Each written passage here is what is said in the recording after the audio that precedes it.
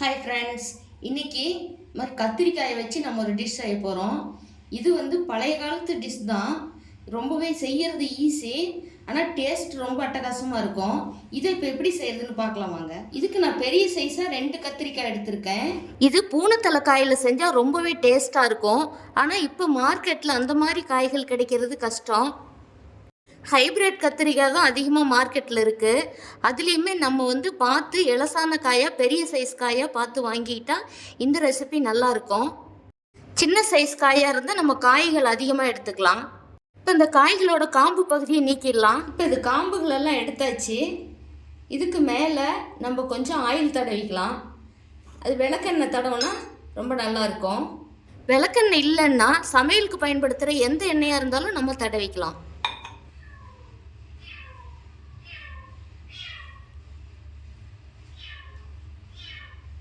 இந்த மாதிரி தடவி எடுத்துக்கலாம் 2 காய்க்கும்.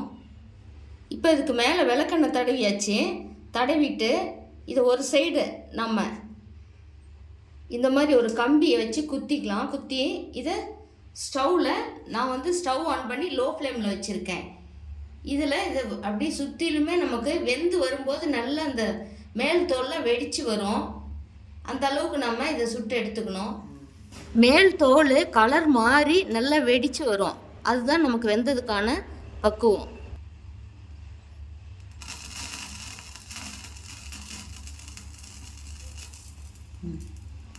இப்போ பாருங்கள், நல்லா வெடித்து இந்த மாதிரி வந்திருக்கு.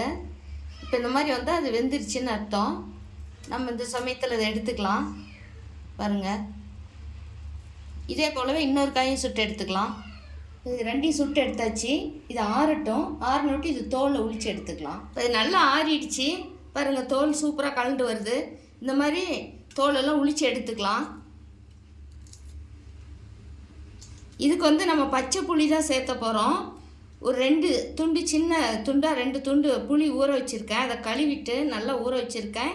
அதை எடுத்து கொஞ்சமாக நம்ம தண்ணி விட்டு கரைச்சி வடிகட்டி எடுத்துக்கணும். அதை இதோடு சேர்த்து இதுக்கு ஒரு தாளிப்பு கொடுக்க போகிறோம். பாருங்கள், தோலெல்லாம் உளிச்சு எடுத்தாச்சு. இதே மாதிரி 2 காயும் தோலை உளிச்சு எடுத்துட்டு இது உள்ளே நம்ம இந்த காயை பிரித்து பார்த்துக்கணும். உள்ளே ஏதாவது சொத்தை இருக்கா, அந்த மாதிரி நம்ம நீட்டாக இருந்தால் நம்ம பிசைஞ்சு புளி இதோடு சேர்த்து கலந்துக்கலாம். இப்போ 2 காயும் உளிச்சு எடுத்தாச்சு. இப்போ பாருங்கள், இந்த மாதிரி இது ஒரு காய் 2ஆக பிரித்து பார்க்கணும்.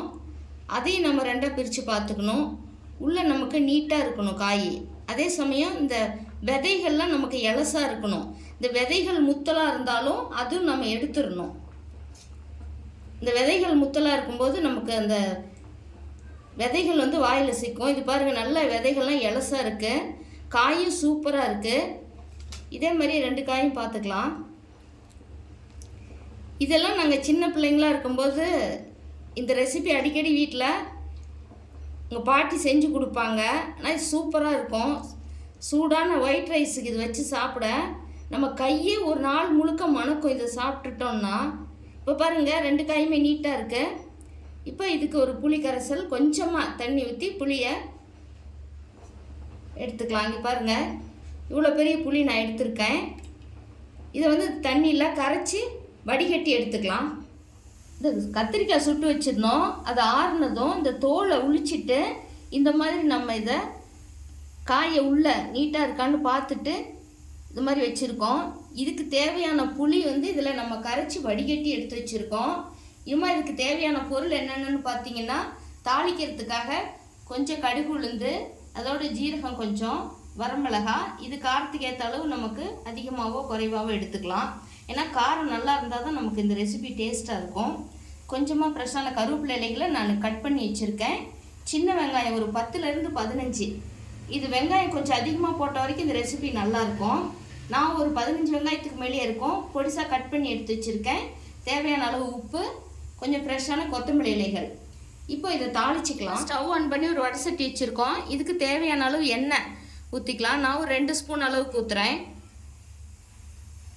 இது எண்ணெய் காய்ச்சது, கடுகு உளுந்து சேர்த்துக்கலாம். எண்ணெய் நல்லா காஞ்சிருச்சு. இந்த சமயம் இந்த கடுகு உளுந்து இதோட சேர்த்துக்கலாம்.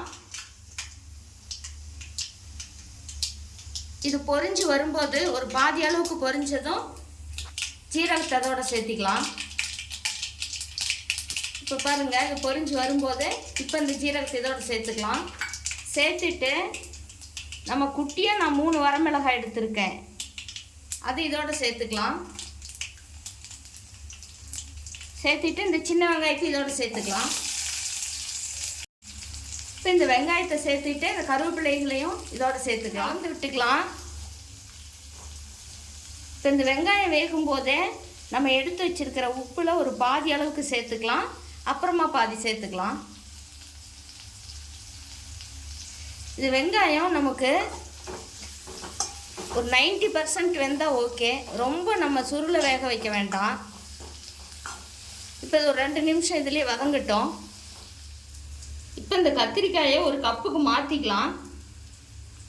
இந்த கத்திரிக்காய் பிடிக்காதவங்க சாப்பிடாதவங்களுக்கெலாம் கூட நீங்கள் இந்த மாதிரி ரெசிபி செஞ்சு கொடுத்தீங்கன்னா இதை டெய்லியுமே செஞ்சு தர சொல்லி விரும்பி கேட்டு வாங்கி சாப்பிடுவாங்க.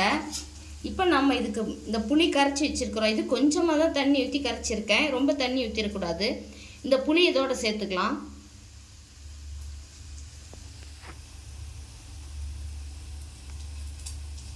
பாருங்கள், இந்த புளி நல்லா கெட்டியாக தான் இருக்கும், ரொம்ப தண்ணி ஊற்றிடக்கூடாது.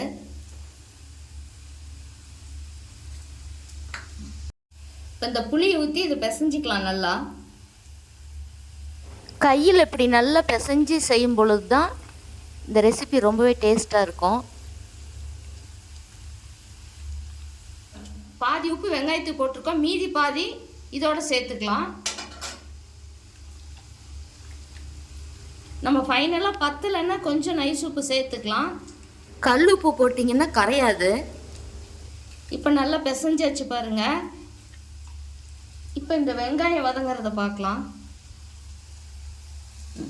நல்லா வதங்கி வந்துடுச்சு. இந்த சமயத்தில் ஸ்டவ் ஆஃப் பண்ணிவிட்டு நம்ம இது கொஞ்சமாக கொத்தமல்லி இலைகள் எடுத்து வச்சுருக்கோம், அதை இதோட சேர்த்துக்கலாம். இப்போ இந்த கொத்தமல்லி இலைகளை போட்டு இதை கலந்து விட்டுட்டு இந்த கத்திரிக்காயோடு இதை சேர்த்துக்கலாம். இப்போ இந்த கத்திரிக்காயோடு இதை சேர்த்து நல்லா கலந்து விட்டுக்கலாம்.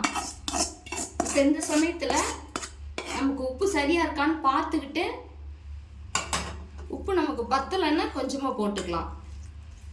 பாருங்கள், சூப்பரான கத்திரிக்காய் கொச்சி ரெடி ஆயிடுச்சு. இது ஒவ்வொருத்தரும் ஒவ்வொரு மாதிரி செய்வாங்க, வேக வச்செல்லாம் செய்வாங்க. ஆனால் இந்த மாதிரி செஞ்சு சாப்பிடும் பொழுது உங்களுக்கு செம்ம டேஸ்ட்டாக இருக்கும். இந்த கொச்சி கத்திரிக்காய் வேண்டாம் அப்படின்னு சொல்கிறவங்க கூட இந்த மாதிரி செஞ்சு கொடுத்தீங்கன்னா ஒரு தட்டு சோறுனாலும் சாப்பிடுவாங்க, டெய்லி செஞ்சு கொடுத்தீங்கனாலும் சாப்பிடுவாங்க. இந்த ரெசிபி நீங்களும் செஞ்சு பாருங்க.